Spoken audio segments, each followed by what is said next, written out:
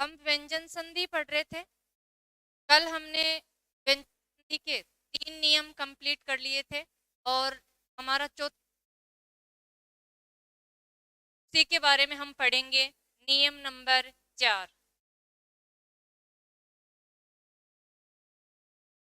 नियम नंबर 4। नियम नंबर 4 कहता है, कल हमने उदाहरण देखे थे, तय द के बाद तालव्य स आए तो।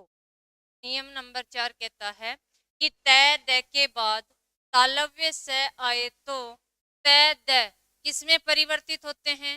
हलंत वाले च में।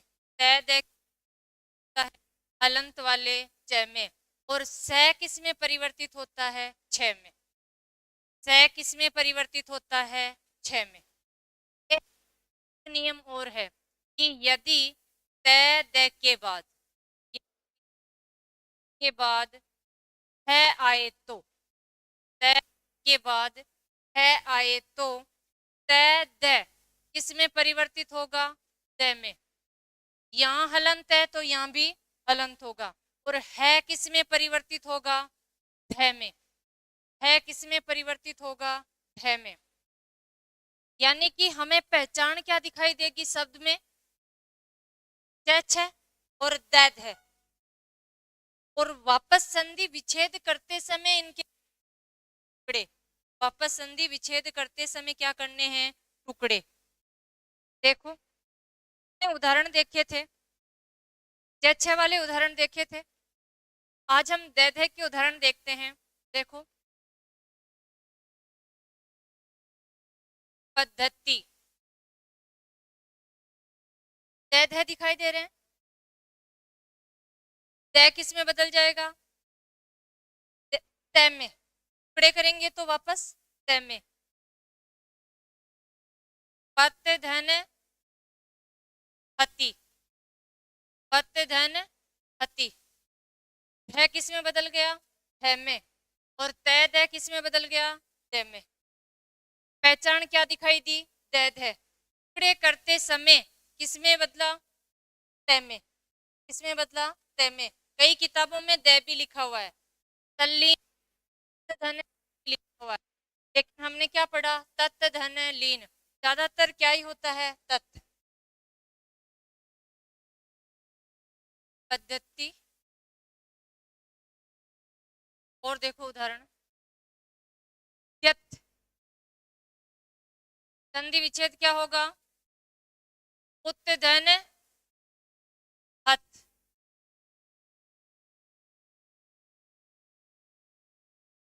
उद्धृत क्या होगा? उत धन हरित। उत धन हरित। ग्रहण, हम 12th वगैरह में गद्यांश वगैरह पढ़ते हैं तो ये वहां से उद्धृत है, यानी कि उस से या लिया गया है।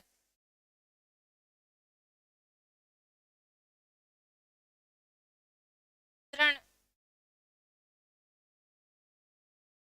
धन हरण। और सीधे टुकड़े ही करके दे तो तय दे के बाद में क्या आ रहा है? तय दे किस में बदलेगा? द में। है किस में बदलेगा? ध में। और वापस शब्द क्या बन जाएगा? ग्रहण। ये लिखा हुआ हमें कैसे मिलता है? ऐसे,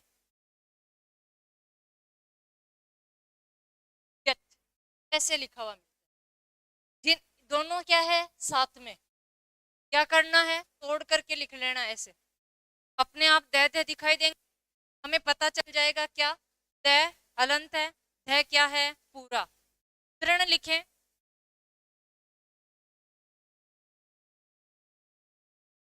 ऐसा होता है ऐसा। दह क्या है? अधूरा। दह क्या है? पूरा। ऐसे लिखने पर हमें क्या होगा? पता चल जाएगा और पहचान दिखाई देगी। दैद है हम बाहर निकाल के आसानी से कर सकते। लिखो, नियम लिख लो।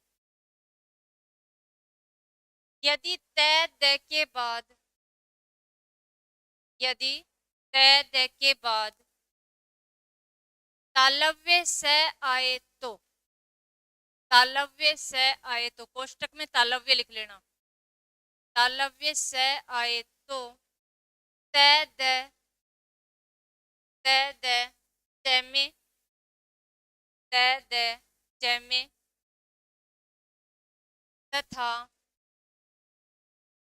तालव्य से छ में परिवर्तित हो जाता है, तालव्य से छ में परिवर्तित हो जाता है।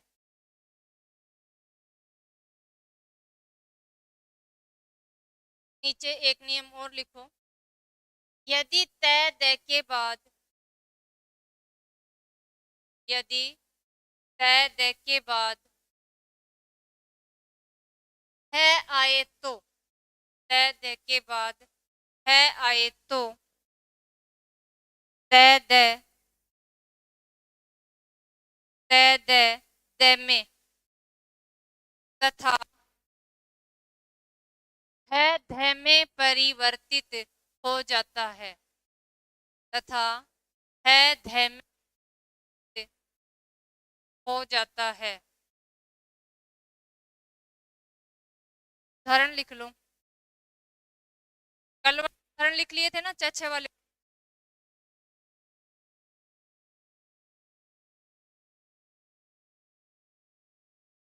छह वाले और लिख लो।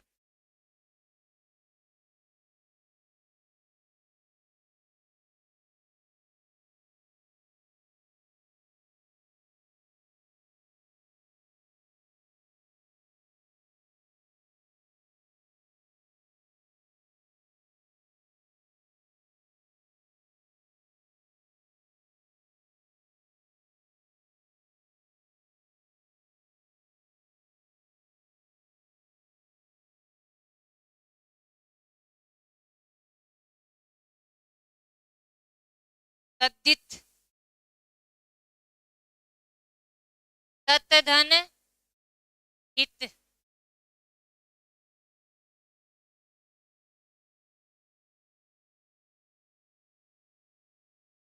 लिखो।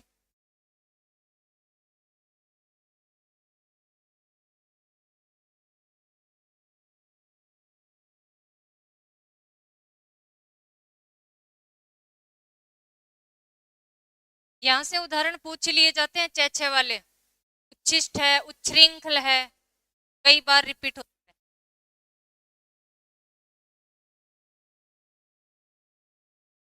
लिख चुके।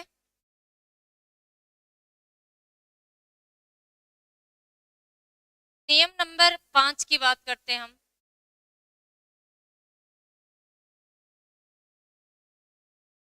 नियम नंबर 5 पढ़ने से पहले अपनी अपनी कॉपियों में लिखो आप, वृक्ष छाया, छत्र छाया, रब पेज में लिखो, वृक्ष छाया, छत्र छाया, मातृ छाया,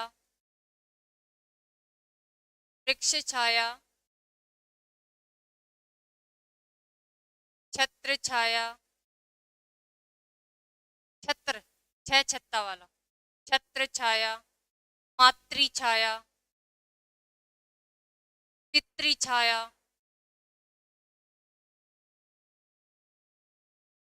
अनुच्छेद, अनुच्छेद, परिच्छेद। ठीक है, अब हम बात करते हैं। हमने लिखा वृक्ष छाया,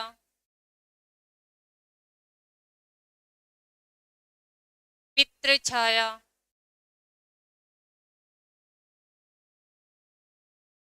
मातृ छाया,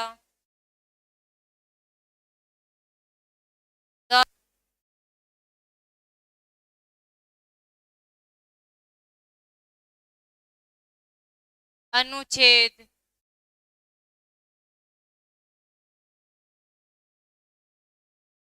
परिच्छेद। लिखा सबने? ऐसा ही लिखा है या इसके अलावा है? जय, सभी में, सभी में आएगा। परिच्छेद में आएगा, अनुच्छेद में आएगा, और बाकी सही है, पितृ छाया में भी आएगा। अच्छा, यही जानना था कुल।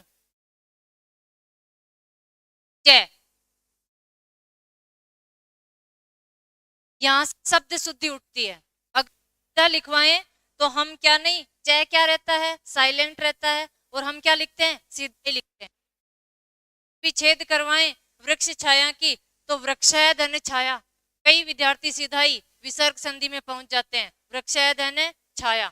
अब देखो, नियम कहता है कि यदि प्लस के पहले ह्रस्व स्वर आए, कुल स्वर कौन से होते हैं, पढ़ा हमने, ए, ई, उ, री, छोटे वाले, इन्हें क्या कहते हैं, ह्रस्व स्वर। नियम नंबर 5 कहता है कि यदि प्लस के पहले ह्रस्व स्वर हो तथा बाद में 6 आए तो, बाद में 6 आए तो 6 से पहले च का आगमन हो जाता है।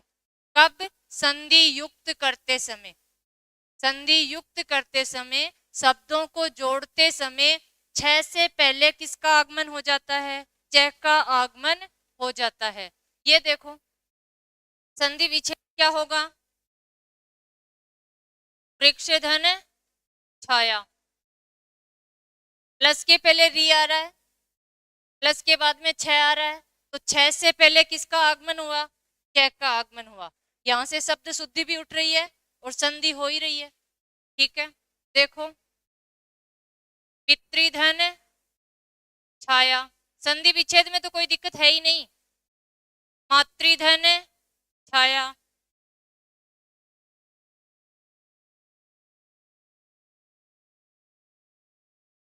दारुधन छाया, दारू की छाया होती है क्या, है, पीने के बाद में हो जाती है,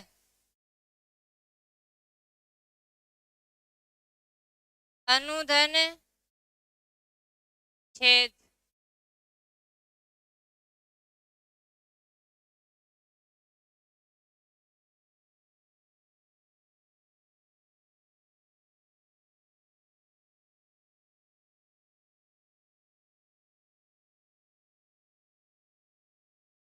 दारू में रू छोटा करना है, रू की मात्रा कैसी करनी है, छोटी करनी है, दारू छाया,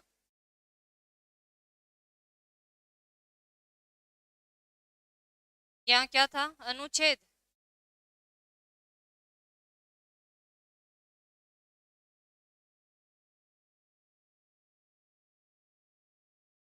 परिच्छेद, परिधन छेद, दारू का अर्थ होता है वृक्ष की डाल, छोटे रू की मात्रा, दारू किसे कहते हैं, देवदारू का पेड़, वृक्षों को क्या कहते हैं, टहनियां, दारू, वृक्षों का क्या है, पर्यायवाची। हमने क्या कहा दिया था, रू की मात्रा बड़ी, वो दारू कौन सी होती है, पीने वाली, और पीने के बाद में क्या नहीं होती, छाया नहीं होती। परिधन छेद, लिखो, नियम नंबर 5 लिखो, यदि यदि ह्रस्व स्वर के बाद, यदि ह्रस्व स्वर के बाद में लिखना ए, ई, यदि ह्रस्व स्वर कौन कौन से होते हैं, ए, ई, उ, री, ह्रस्व स्वर के बाद 6 आए तो, 6 आए तो 6 से पहले, 6 से पहले च का आगमन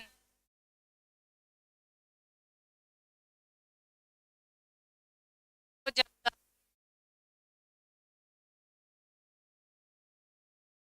लिखो,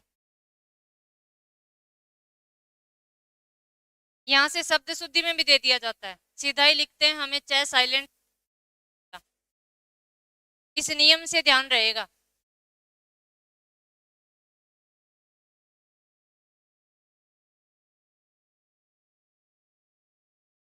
विद्यार्थी सीधे ही मातृ छाया में त्रि में सीधा ही ये करते हैं, त्रि की मात्रा ये, हाँ जी,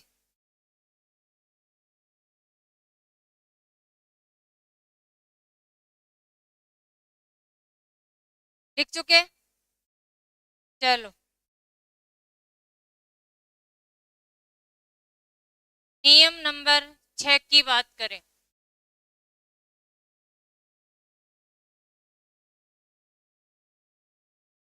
नियम नंबर 6 कहता है कि यदि प्लस के पहले ए ई उ ए हो तो और बाद में क्या हो, दंत्य स में क्या हो, दंत्य स हो तो संधि युक्त करते समय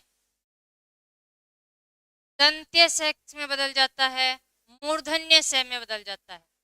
दंत्य स किस में बदल जाता है, मूर्धन्य स में बदल जाता है। ए को छोड़ना, ए नहीं है, केवल ई उ ए तो हमने 5वें नियम में पढ़ लिया।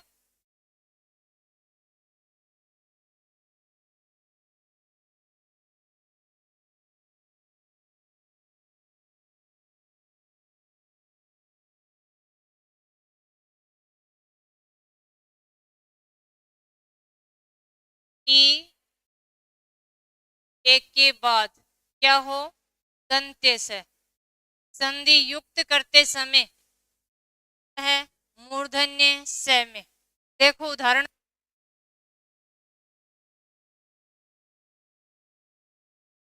अभिषेक,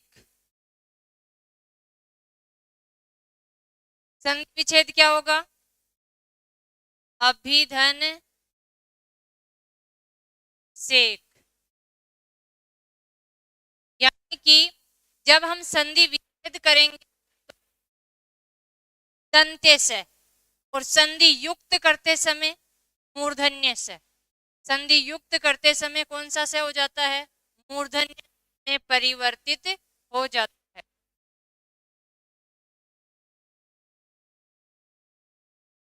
विषाद,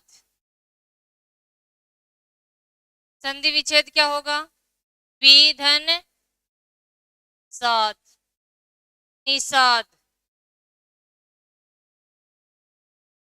निधन साध। साध का अर्थ क्या होता है,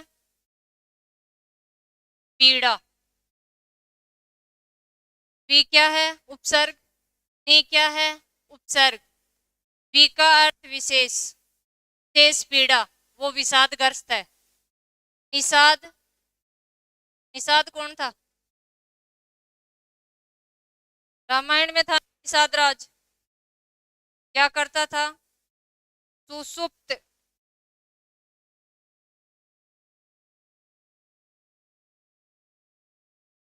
सुसुप्त।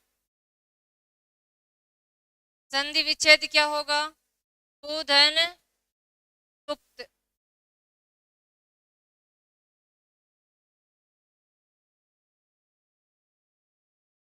अनुसंगी,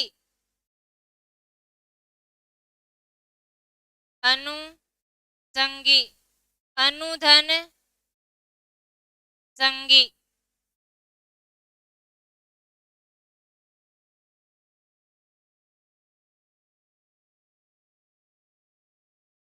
लिखो, सुस्मिता, सुधन स्मिता।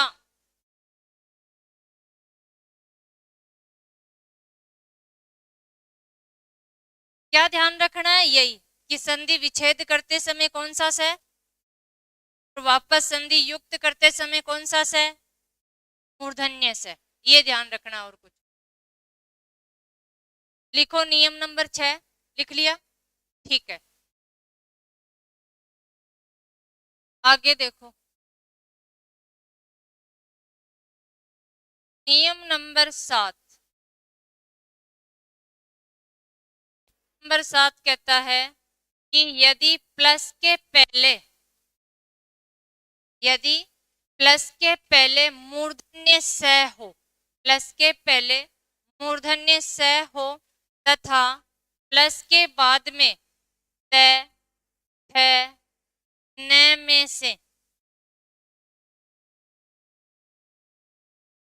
प्लस के बाद में त, थ, न में से कोई वर्ण आए तो क्रमशः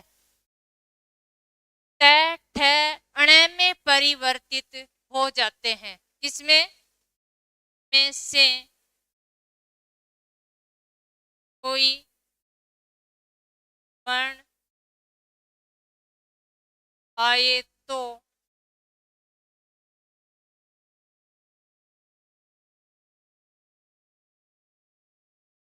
ठ, ठ, ण में परिवर्तित हो जाते हैं। कैसे? देखो, त किस में बदलेगा? त में। थ किस में बदलेगा? थ में। न किस में बदलेगा? अणे में। कब? जब संधि युक्त करेंगे तब, शब्द के अंदर। इस शब्द में हमें क्या दिखाई देगा? ट, ठ, ण। शब्द में क्या दिखाई देगा? या ठ या, और इधर मूर्धन्य से भी क्या दिखाई देगा? मूर्धन्य से भी। तोड़ना कहां से है? मूर्धन्य से जहां होगा, यहां से। ठीक है, हम उदाहरण की बात करें। कृष्ण, मूर्धन्य से दिखाई दे रहा है, अण दिखाई दे रहा है। संधि विच्छेद क्या होगी? कृष्ण धन न, अण किस में बदल जाएगा? न में। जो पहले ही बता चुकी, प्लस के हो तो अण का क्या बन जाता है? न बन जाता है। ये हम पहले ही देख चुके थे। ठीक है, तृष्णा, संधि विच्छेद क्या होगा? संधि विच्छेद क्या होगा? बिल्कुल, कृष्ण धन न, कृष्ण धन न, विष्णु, विष्णु, विष्णु धन नु, पृष्ठ। संधि विच्छेद क्या होगा? पृष्ठ। पृष्ठ धन थ किस में बदलेगा? थ में। पृष्ठ धन थ। आकृष्ट,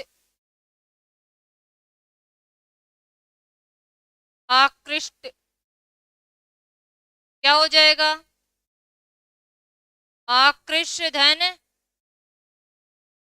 त। उत्कृष्ट,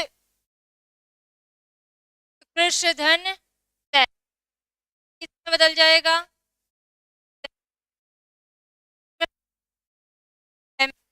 अण किसमें बदल जाएगा? में। लिख लो, उदाहरण लिख लो। अब उदाहरण कोई भी हो, षष्ठ, षष्ठ धन थ, सृष्टि, श्रेष्ठ धन थी, ती। त आ रहा है, किसमें बदलेगा? त में।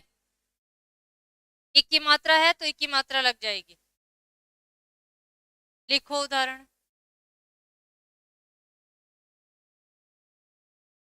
लिख लिए? अब मैं आपको कुछ शब्द देती हूं, आपको संधि विच्छेद करना है। जैसे कि युधिष्ठिर,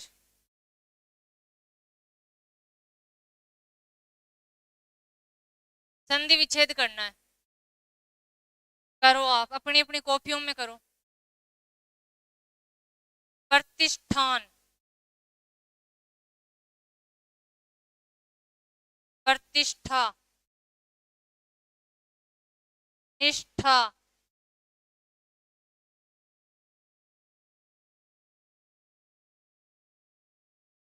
संधि विच्छेद करना है। अनुष्ठान,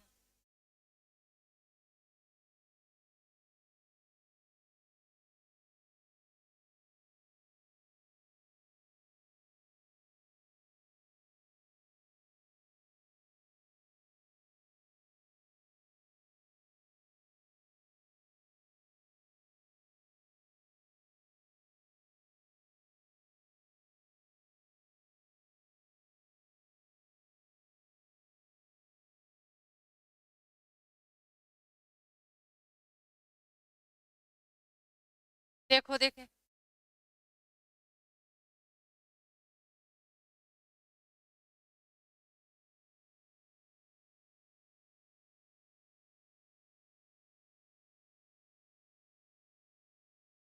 नहीं हुआ है तो बोलना। हो गया, देखो मूर्धन्य स दिखाई दे रहा है, थ दिखाई दे रहा है, तो साथ में बदलेंगे। मूर्धन्य स में बदल रहा था, नियम नंबर 7 ही नहीं लगाना है, नियम नंबर 7 लगा करके यहां से नहीं तोड़ना है। युधिष्ठिर धन थर नहीं, क्योंकि वापस शब्द का क्या नहीं निकलेगा, अर्थ नहीं निकलेगा। शब्द का अर्थ क्या होगा, युधि धन स्थिर, बिल्कुल क्या होगा, युधि धन स्थिर। युद्ध में स्थिर रहने वाला क्या कहलाया, युधिष्ठिर। प्रतिष्ठान क्या होगा, प्रतिधन स्थान। प्रतिष्ठा, प्रतिधन स्था। निधन स्था। अनुष्ठान, अनुधन स्थान। नियम नंबर 6 और नियम नंबर 7 दोनों क्या हो रहे हैं, लागू। इसलिए विद्यार्थी इन उदाहरणों को क्या नहीं कर पाते, संधि विच्छेद नहीं कर पाते। समझ तो लेते हैं। यहाँ नियम नंबर 6 में अभी हमने पढ़ा कि मूर्धन्य स दंत्य स में परिवर्तित जब टुकड़े करते हैं तब, तो यहाँ दोनों नियम क्या लग रहे हैं, साथ में लग रहे हैं। और यहाँ से बहुत बार क्वेश्चन पूछा जाता है, बार बार रिपीट होता ही होता है, और यहाँ से भी पूछा जाता है। यहाँ से भी निष्ठा, विद्यार्थी विसर्ग संधि में पहुंच जाते हैं, निधन स्था कर देते हैं। निष्ठुर, निधन स्थुर, निष्ठुर निधन स्थुर। मूर्धन्य स दंत्य स में परिवर्तित हो जाएगा, और 7वां नियम है ही न, परिवर्तित हो जाएंगे, में परिवर्तित हो जाएंगे। लिख चुके, ठीक है। आगे देखो, नियम नंबर 8 की बात करते हैं।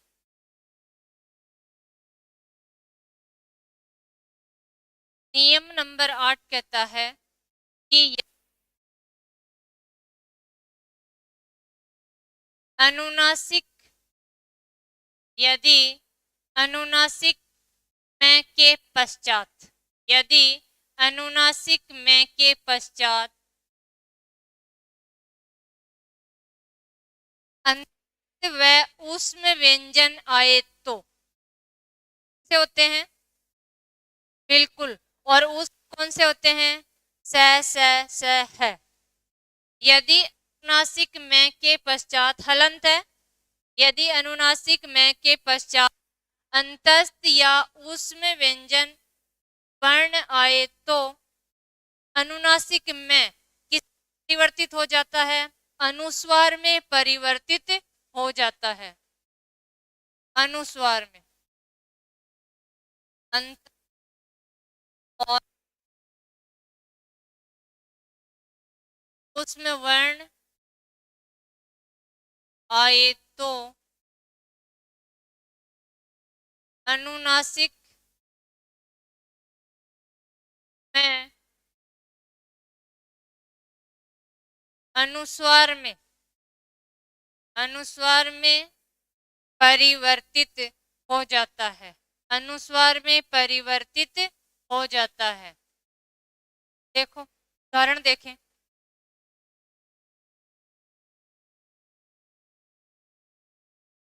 संयोग, स्वर है ऊपर, किसका रूप है? हलंत वाले मैं का। नीचे उतारे क्या हो जाएगा? समधन योग। संविधान, समधन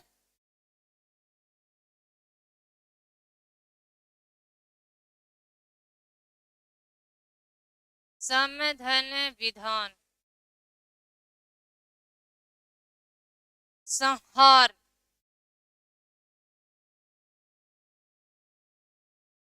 संरचना, संरक्षक। क्या हो जाएगा? समधन हार, समधन रचना, समधन रक्षक। आपको ध्यान होना चाहिए ऊपर जो अनुस्वार है, नीचे उतारने पर हमने क्या बनाया? अनुनासिक लंत वाला मैं। और वापस शब्द बनाते समय, संधि युक्त करते समय अनुनासिक मैं का क्या हो गया? अनुस्वार। क्या हो गया? अनुस्वार। अनुस्वार में परिवर्तित हो जाता है कब? जब प्लस के बाद में क्या हो? अंतस्थ और ऊष्म। अंतस्थ और ऊष्म। तो अनुनासिक में किस में बदल जाता है? अनुस्वार में बदल जाता है। लिख लो उदाहरण। नियम नंबर 8 लिख लो।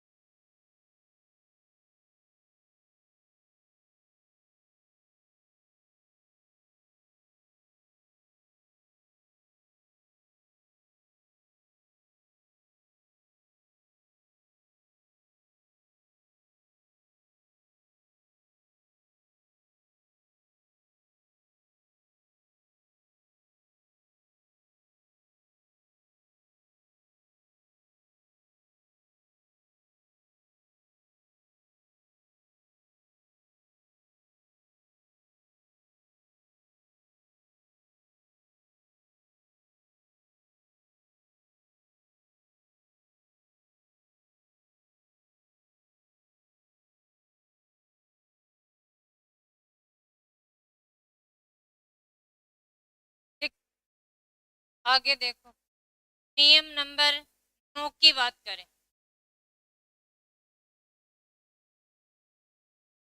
नियम नंबर, कई नियम है। नियम नंबर 9 कहता है कि यदि अनुनासिक मैं के पश्चात, यदि अनुनासिक मैं के पश्चात निर्नुनासिक व्यंजन आए तो, यदि अनुनासिक मैं के पश्चात निर्नुनासिक,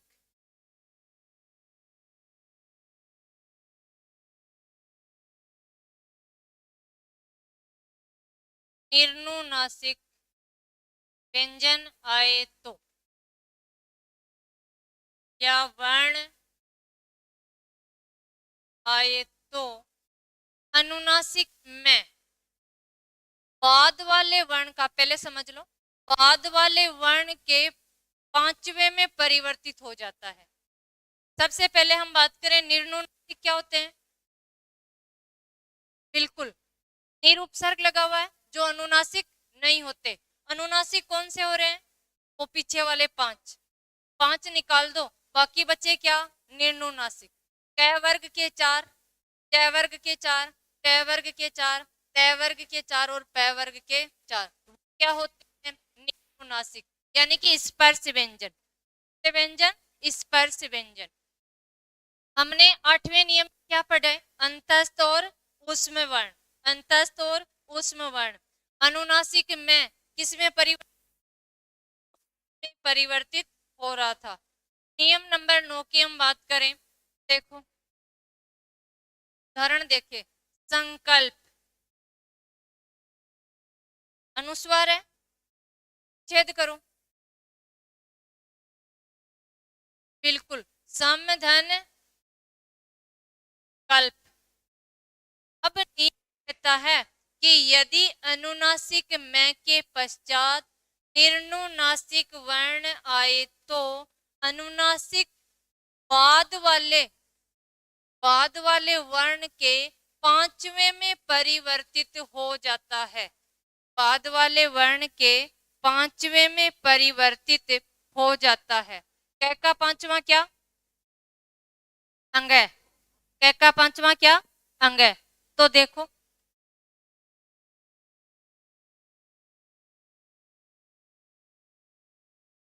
हम ये लिखा पाते हैं, ये क का पांचवा संकल्प अंग है, बोला संकल्प।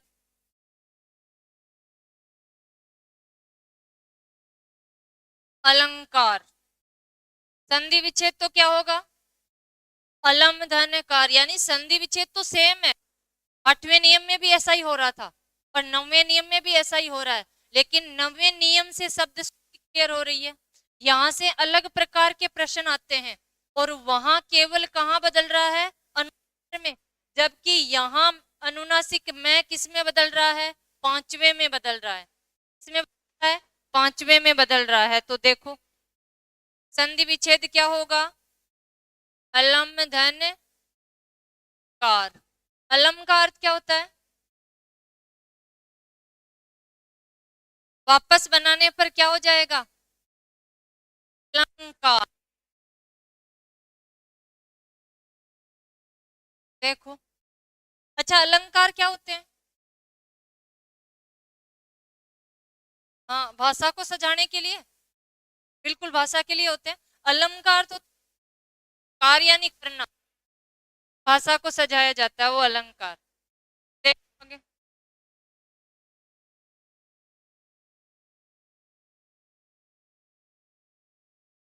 अलंकार का पर्यायवाची, हाँ, आभूषण के रूप में परिभाषा दी है कि जिस प्रकार स्त्री की शोभा आभूषण बढ़ाते हैं, उसी प्रकार भाषा की शोभा किससे बढ़ती है? अलंकार से बढ़ती है।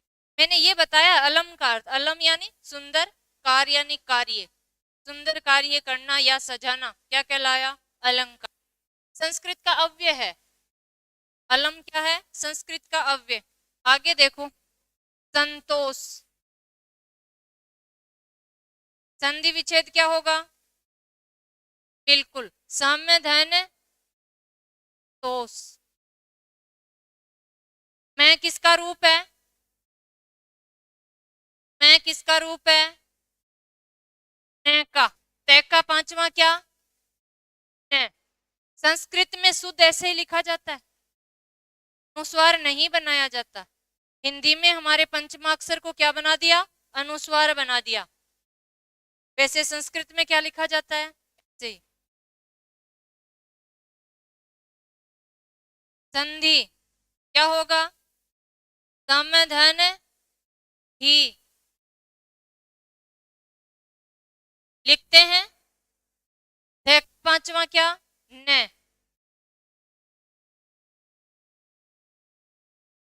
परंतु क्या हो जाएगा? परम धन, परम धन तू।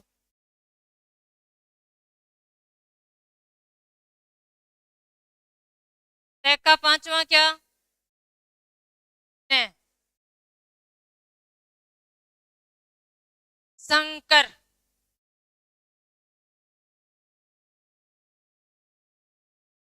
समधन कर।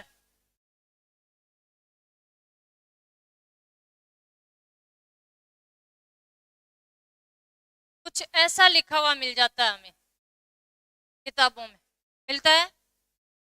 क का पांचवा अंग है, नीचे वाला वर्ण अधूरा, हलंत लिखो, एक ही बात है। लिखो नियम नंबर 9। लिखने से पहले एक बात और, ट्यूशन की मैं बात करूं, प्रश्न आया था पंचांग, और प्रश्न पूछा गया था कि जो अनुस्वार लगा हुआ है ये किसका रूप है। अपनी अपनी कॉपियों में तोड़ करके देखो ये अनुस्वार किसका रूप है, क्या बनेगा इनका, शब्द बनाओ वापस। 4 ऑप्शन थे।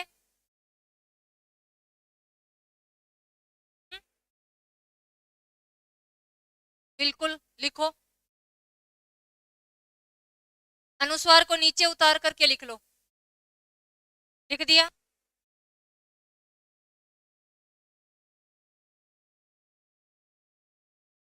अब सही है?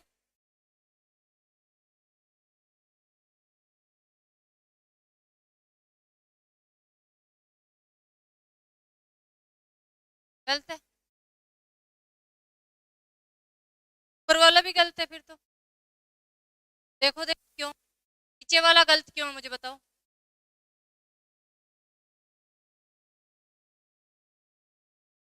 हलंत है? क्या ऊपर के हलंत लगाया? नहीं लगाया, फिर भी क्या हो गया, शुद्ध। यहां भी क्या लगाना है, हलंत।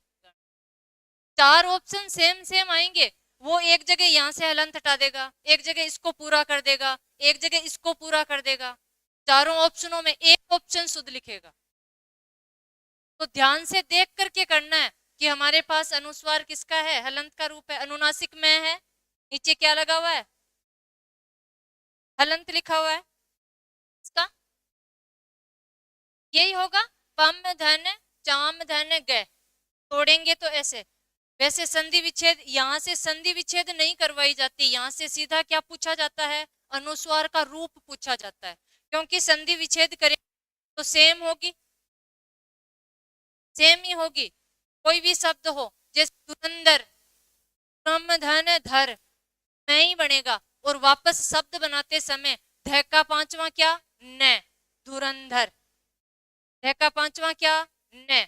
जैसे मृत्युंजय, लिखो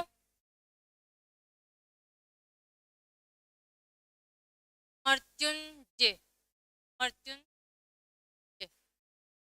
संधि विच्छेद क्या हो जाएगी, बिल्कुल मृत्युम धन, मैं के नीचे हलंत, क्या होगा, मृत्युम धन जे। और वापस संधि युक्त करें, अनुस्वार का रूप पूछा जाए तो चेक का 5वां आ जाएगा, शब्द क्या बन जाएगा,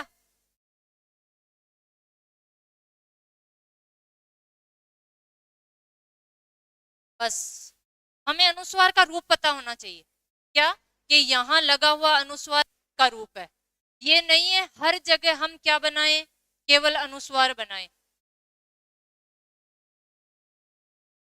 देखो पंचतंत्र, संधि विच्छेद नहीं है यहाँ, यहाँ क्या नहीं है, संधि विच्छेद नहीं है, 2 जगह से क्या नहीं होगा, पंच, यहाँ पम धन चत धन, इसका क्या नहीं निकलेगा, अर्थ नहीं निकलेगा, इसलिए यहाँ क्या नहीं है, संधि नहीं है। संधि यहाँ भी नहीं है, यहाँ इसने क्या पूछा है, अनुस्वार का रूप पूछा है। नंबर 9 क्या कहता है, उसने क्या जानने की कोशिश की, उसने ये जानने की कोशिश की कि विद्यार्थी को ये भी पता है कि नहीं कि हमारे जो पंचमा अक्षर है सभी का क्या बना दिया गया, अनुस्वार बना दिया गया, सभी का क्या बना दिया गया, अनुस्वार। पहले हम संधि ऐसे लिखते थे, अब हम सीधा ही कैसे लिखते हैं, और इस रूप को मान्य कर दिया गया है। अब इसका मतलब ये नहीं है कि आपने अधूरा अक्षर देखते ही उसका क्या बना दिया, जैसे कि जन्म है, कहीं आपने न को देखते ही इसका क्या बना दिया, नहीं होगा। क्यों नहीं होगा, क्यों नहीं होगा, कारण भी यही है, कारण भी यही है कि प्लस के बाद में क्या हो, निर्नुनासिक, जबकि ये क्या है, अनुनासिक। और विद्यार्थी केवल रटते हैं, फिर देखते ही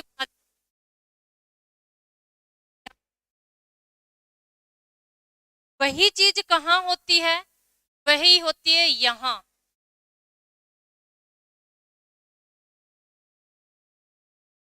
संधि विच्छेद क्या होगा,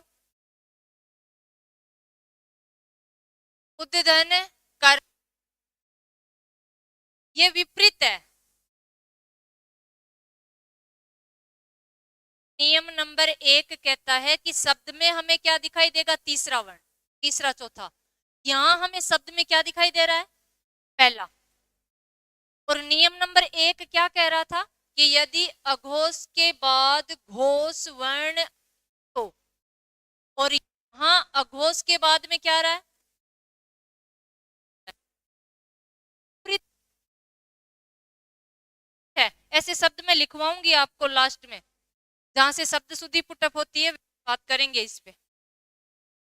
तो जितना आप गौर से नियम को देखोगे ना, उतना ही पाओगे कि ऐसा क्यों बन गया, उतना ही पकड़ पाओगे। राघव प्रकाश की किताब है या और भी, चलो आगे देखो।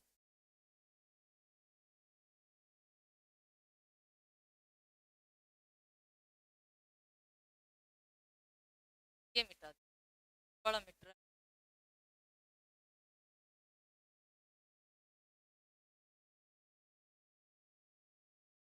नंबर 9 लिखो।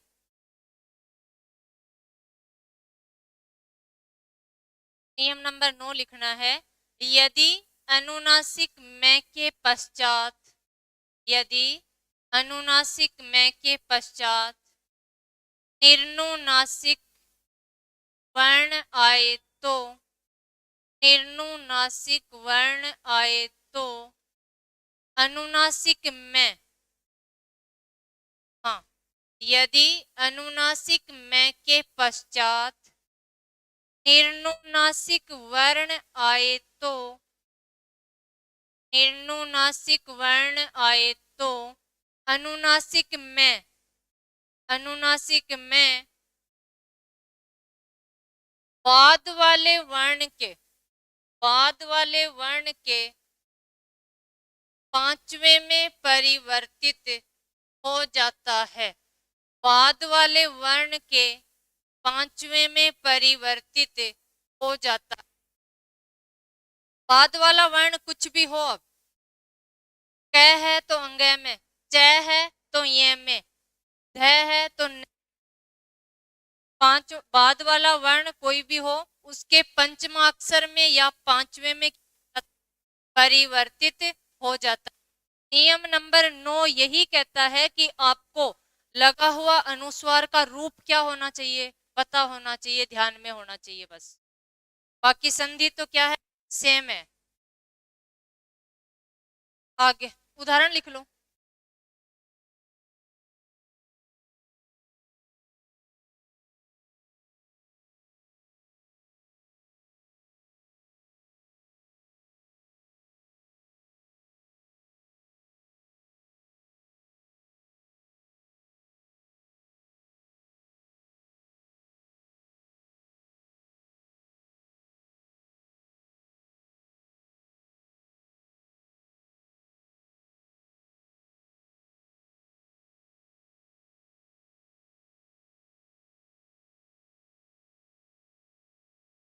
साद रात जानवरों को मारने वाला, साद यानी पीड़ा, नी यानी रहित, पीड़ा से रहित, हाँ शिकारी, जो पीड़ा से रहित होता है वो ही मार सकता है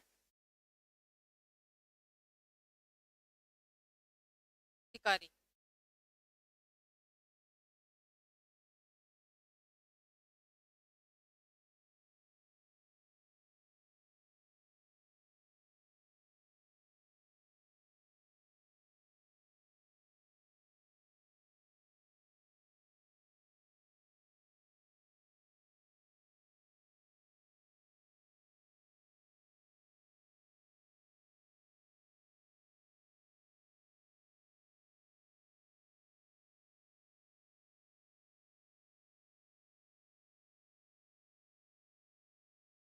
तीर्थंकर, तीर्थम धन कर, अनुस्वार का रूप अपने आप पता चल जाएगा। सब तो कुछ भी हो, भयंकर, कलंक, अपने आप पता चल जाएगा आपको आगे क्या लगा हुआ है। निर्णुनासिक है तो आप संधि विच्छेद में तो मैं ही होगा, वापस जब शब्द बनवाया जाएगा तब आपको ध्यान रखना है किसका रूप है।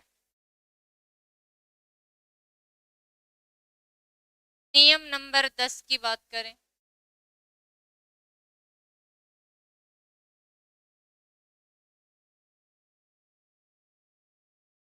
जैसे कि संस्कृत, संधि विच्छेद क्या होगा, समधन कृत। एक चीज देखें तो ये 9 नंबर का क्या है, अपवाद। क्या आ रहा है, कै आ रहा है, जबकि ये कै के पांचवें में नहीं बदल रहा, अनुस्वार कै के पांचवें में नहीं बदल रहा है। देखो संधि विच्छेद क्या होगा, समधन कृत। नियम कहता है कि यदि सम उपसर्ग के बाद, यदि सम उपसर्ग के बाद क्री धातु बने हुए शब्द, कर है, कार्य है, करना है, क्री धातु से बने हुए कोई भी शब्द आए या वर्ण आए तो सम उपसर्ग क्री धातु से पहले किसका आगमन हो जाता है, सम उपसर्ग, सम उपसर्ग के बाद क्या आए, क्री धातु।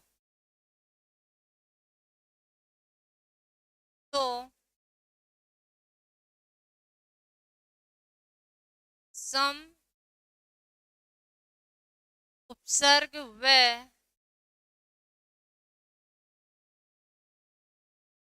क्री धातु के मध्य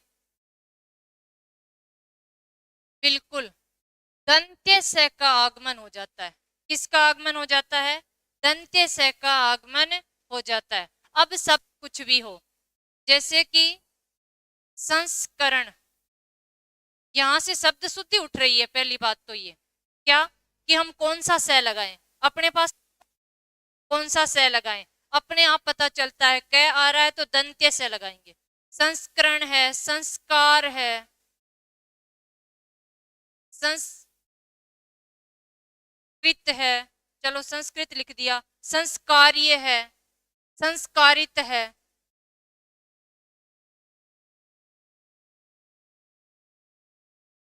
क्या होगा संधि विच्छेद, समधन करण, बिल्कुल समधन कार, समधन कारित, इत प्रत्यय लग गया, कृत उसे ही बने हैं।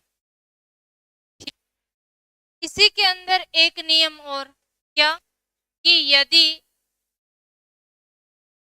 उपसर्ग के बाद क्या आए, क्री धातु आए तो क्री धातु से पहले मूर्धन्य का आगमन होता है। किसका, मूर्धन्य स का आगमन होता है। परि उपसर्ग के बाद क्री धातु आए तो क्री धातु से पहले मूर्धन्य स का आगमन हो जाता है। कि हम बात करें जैसे कि परिष्कार, परिष्करण,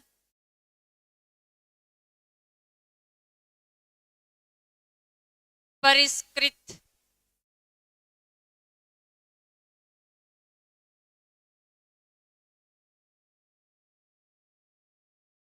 कौन से स का आगमन हो जाता है, मूर्धन्य स का आगमन है, क्योंकि पहले क्या लगे हुआ, सर लगा हुआ है। लिख लो, उदाहरण लिख लो।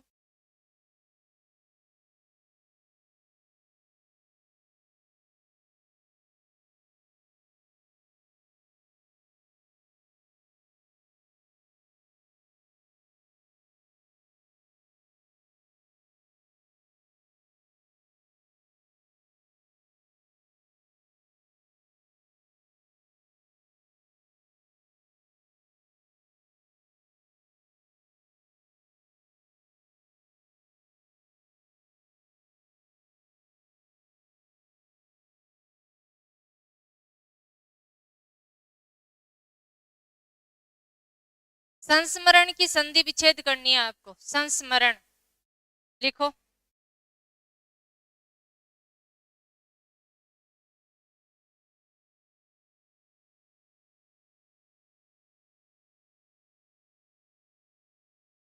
संधि विच्छेद करो।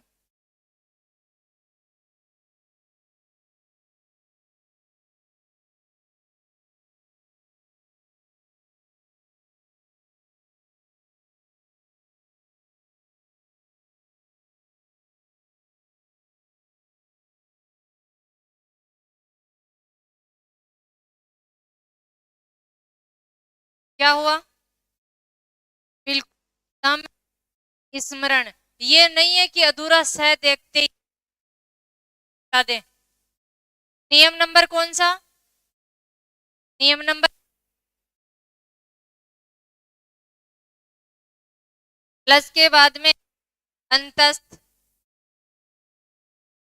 सॉरी उष्म, अंतस्थ नहीं, अंतस्थ तो क्या होते हैं? यर लव है, उष्म आ रहा है। नियम।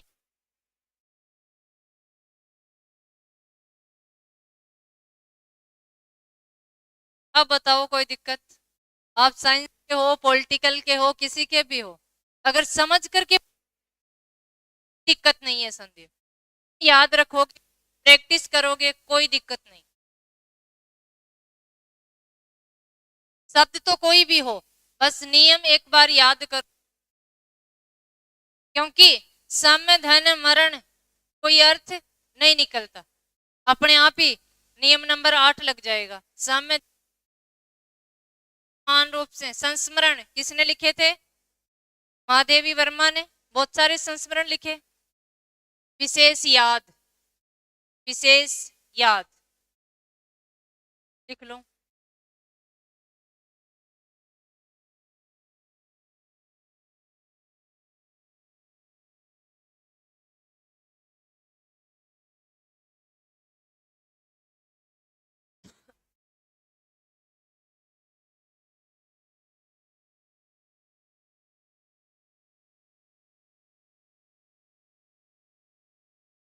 हाँ हाँ,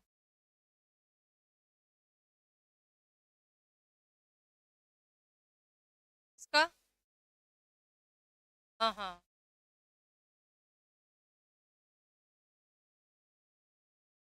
बिल्कुल।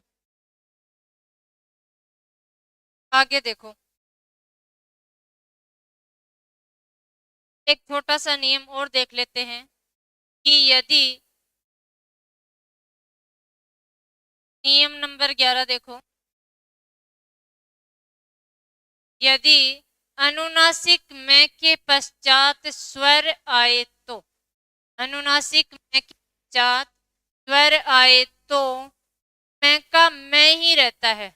अनुनासिक मैं का मैं ही रहता है, वो किसी में भी परिवर्तित नहीं होता है। देखो, जैसे कि समादर, 10वां नियम लिखवाया नहीं? उदाहरण लिख लो, नियम लिख लो, अभी लिखो। समाद, यदि धातु आए तो, लिख लो, दोबारा लिख लो। ये उदाहरण 10वें नियम के ही थे। यदि सम उपसर्ग के क्री धातु आए तो क्री धातु से पहले दंत्य स का आगमन हो जाता है। क्री धातु से पहले दंत्य स का आगमन हो जाता है।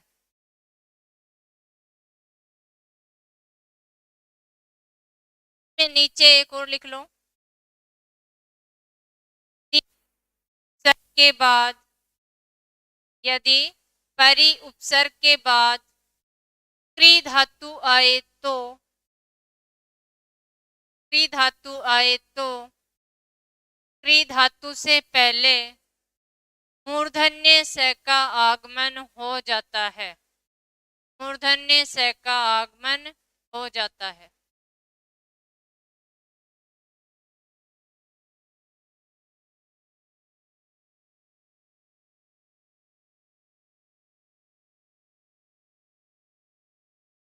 अब देखो,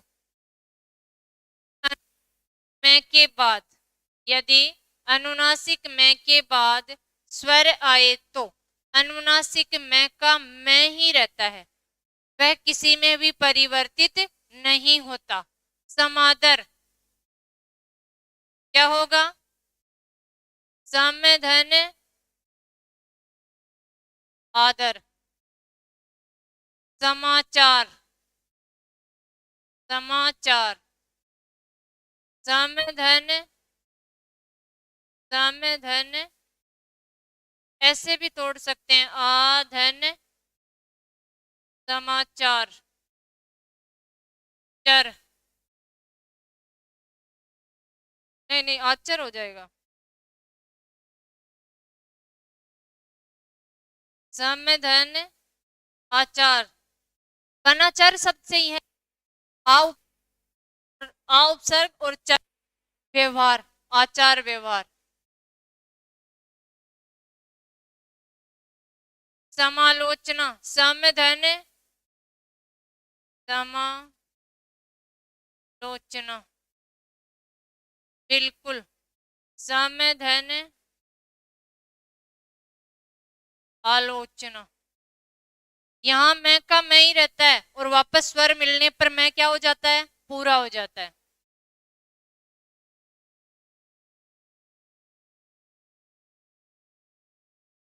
अब बताओ, व्यंजन संधि में कोई दिक्कत?